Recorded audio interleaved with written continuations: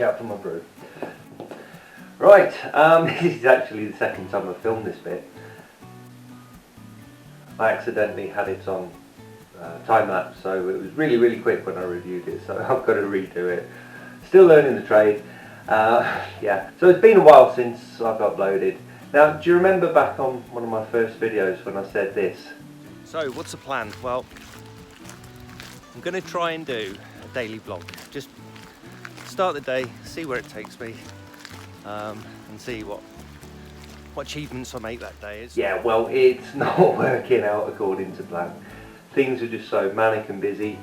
The hard bit isn't really the filming, although that is an issue because sometimes people just don't want to be filmed or have photos taken of them. The hard bit is actually the editing. Yeah, so when I said that I'd try and do a daily vlog, I'm finding it hard. To be totally honest, I'm finding it hard. Yes, I've watched a lot of YouTube creators saying don't do daily vlogs because it's just so hard. Well, they're right. Seems so anyway. I think the hardest bit is the editing. I'm still working my way around. I'm working on iMovie.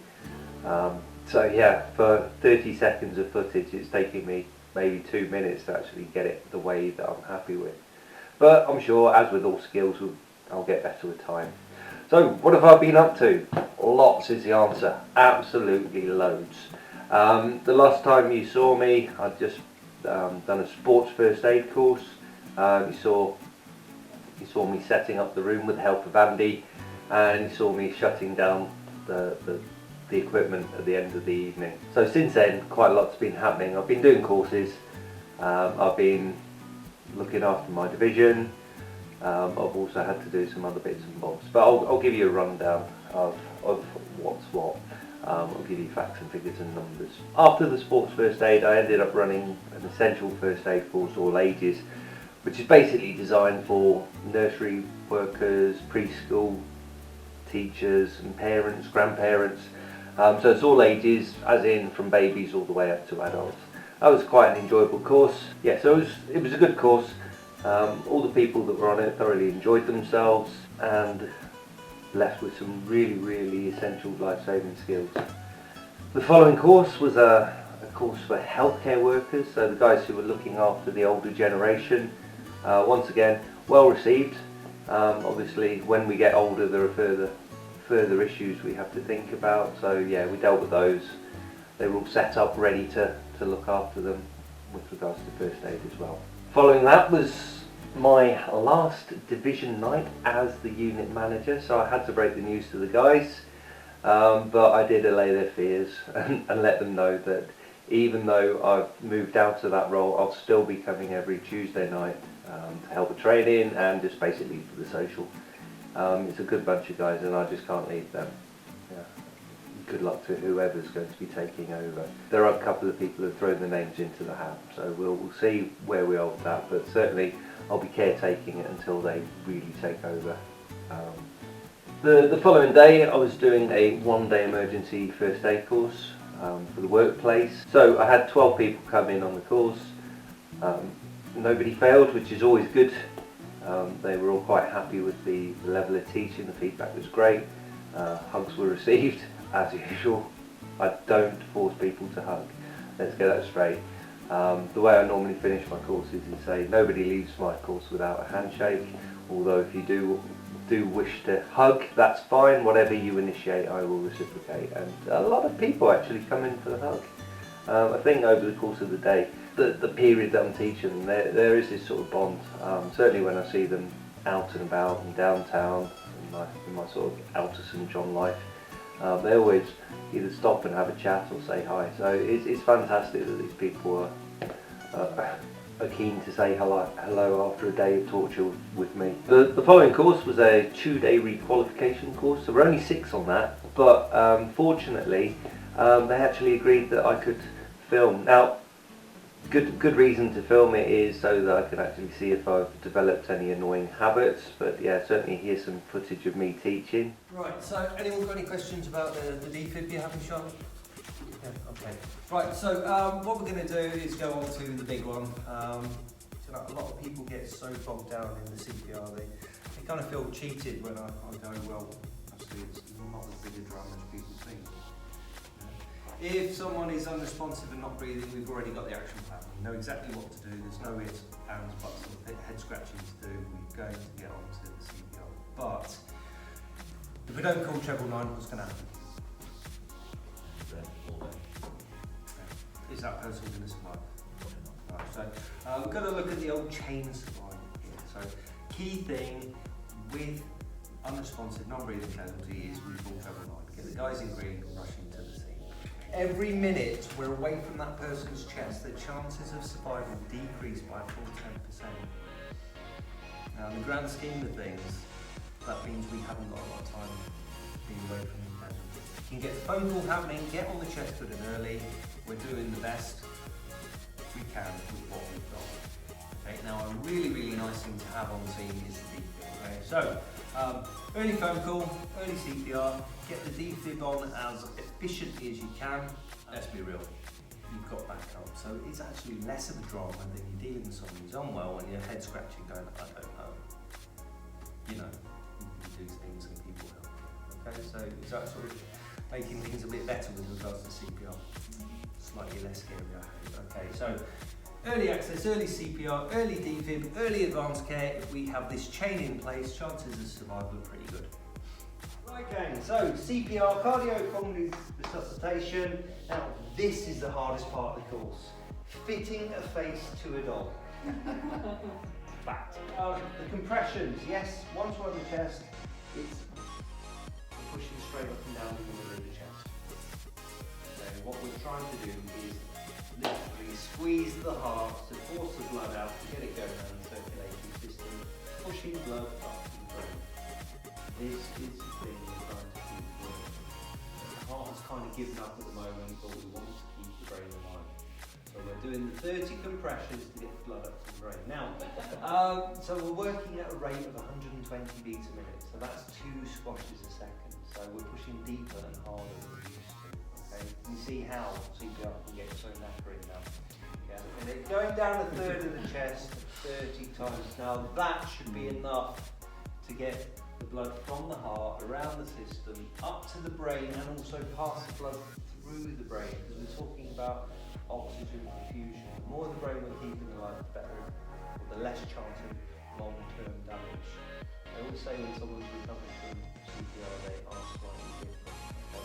So keep the brain as lively and fresh as possible, so it's going to be hopefully modification. Okay?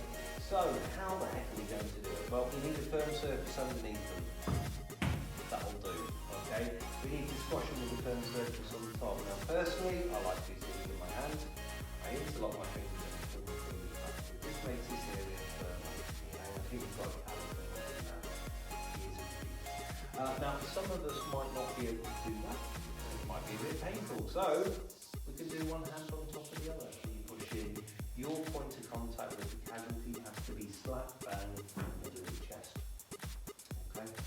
So, slap bang in the middle of the chest. Now, we want to push straight up and down, don't we? So, is it a good idea to get your shoulders directly over your hands? Yeah. Oh, yeah. And if you could lock your elbows out, you're going to, instead of using raw muscle power, you're going to use your body weight, which should make the whole process a little bit easier as well. Now, for most of us, it shouldn't be too much of an issue getting the right depth and the right speed.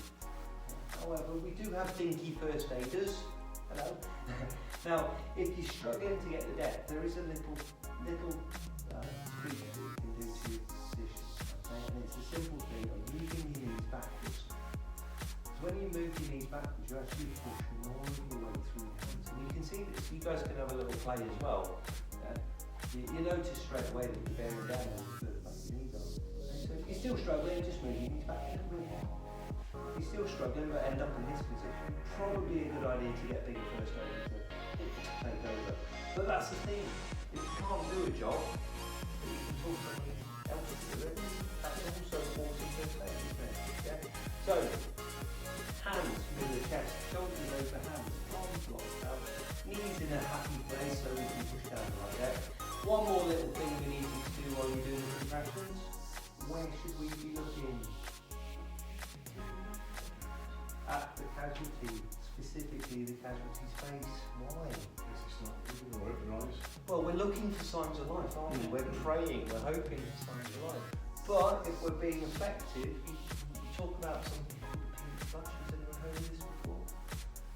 It's where they actually start functioning all by themselves again, the heart starts beating and working, so we see this wash of colour coming up over the face, and we're hoping that we can see that. Okay? So, compressions, 30 compressions, going down a third, rate of 120 beats a minute, following off with 2 rescue breaths. And you've seen the way that we open the airway and blow in. Now, when we're blowing in, it should only really be for about a second at a time, certainly on a grown adult. All we're wanting to do is get some oxygen in. We're not trying to get overinflated. Okay? So a normal breath in for about a second. So compressions and breaths should look like this.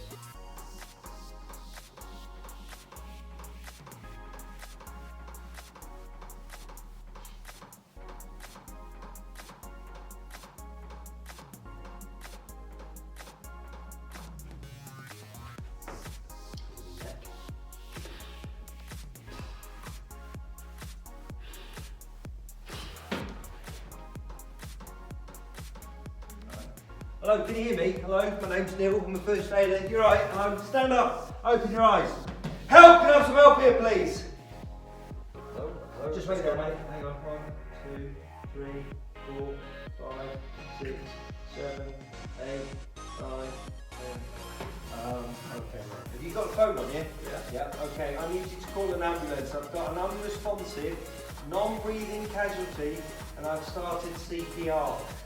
Could you also ask them where the nearest defib is and bring it to me? Okay.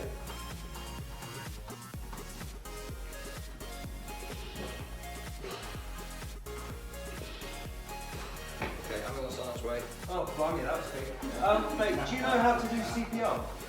No. No, okay. Could you kneel down opposite me? Okay.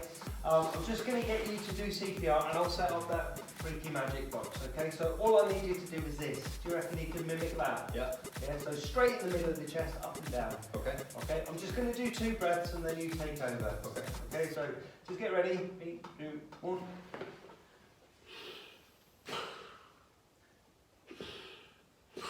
Okay, right. Right guys, so bag open, turn on. I'm not going to use the real scissors. The patient's chest. Just lift the head for a second, Andy. Thanks, mate. Snippy, snippy. Okay, shavy, shavy. Just keep working, it's right, I'll work around you, mate. Whoops. When patient's chest is bare, remove protective cover Just lift and that take together. out white Back on. adhesive pads. Super. Look carefully at the pictures on the white adhesive pads. Place pads exactly as shown in the picture. Press firmly to patient's bare skin. Okay, other pad on. It'll tell us to stop in a second. Just No come one off, mate. should touch the Okay, patient. right, shuffle back a bit and put your arms out. Could you move back, madam? Move back, keep back. No one should touch the patient. Analyzing. Shock advised. Is everyone clear? Stay Stay clear. of patient. Shock in. Press the flashing shock delivered. Okay, you can do some more. Be sure the ambulance service has been called. It is safe to touch the patient. Start CPR. Yeah, so once that course was finished, I had a bit of a scramble really. I had to pack all the stuff away, finish all the paperwork, and then hop in the car and drive over the mountain. We have one on the Isle of Man to get to Ramsey, where I was on a leadership and management course. Now, the leadership and management course, because of certain tasks they have there, certain conundrums they get people thinking about. We couldn't do any filming. Obviously, we don't want to let the cat out of the bag for any future courses. So yeah, there's not a lot of filming, but a really, really good weekend. Lots of things to think about, lots of new skills and ways to approach different problems. So I think it's helping me out for my new role, which I started yesterday.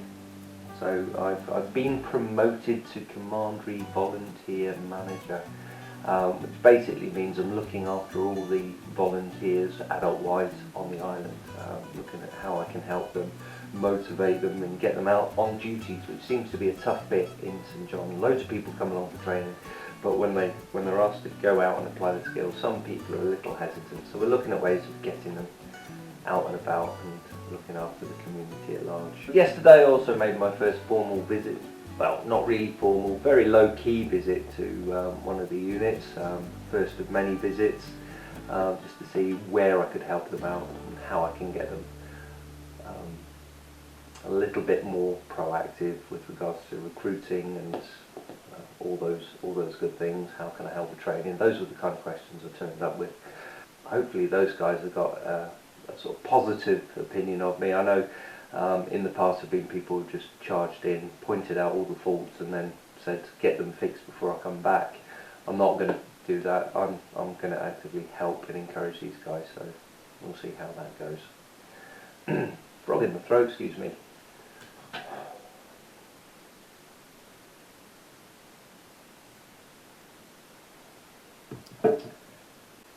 So, yeah, the rest of the week looks like, well, it's division night tonight, or unit meeting night tonight for Douglas number 2.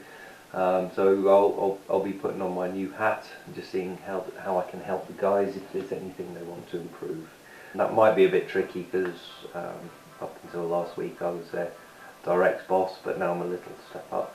So we'll see how that goes, and hopefully we can, even though it's a flourishing unit, we can sort of help improve things and tweak it. Now that I've certainly got more sway with upper management. Tomorrow I'll be starting the first day of a 3-day course, so it's called the First Day to Work course. I don't know, maybe I'll be able to get some footage with the delegates' permission, maybe show you some other topics that I'm teaching. But certainly that's been it since the last time I spoke to you. Yeah, as I say, trying to get content out there and edit it is pretty tricky, and I will admit the upload speeds from the Isle of Man to the YouTube are pretty bad. So yeah, a 20-minute film can take anything up to 4 hours to upload, which is a bit of a nightmare. But yeah, we'll soldier on, we'll keep going, and yeah, I'll see you next time. So thanks very much for watching. I'll catch you on the flip side.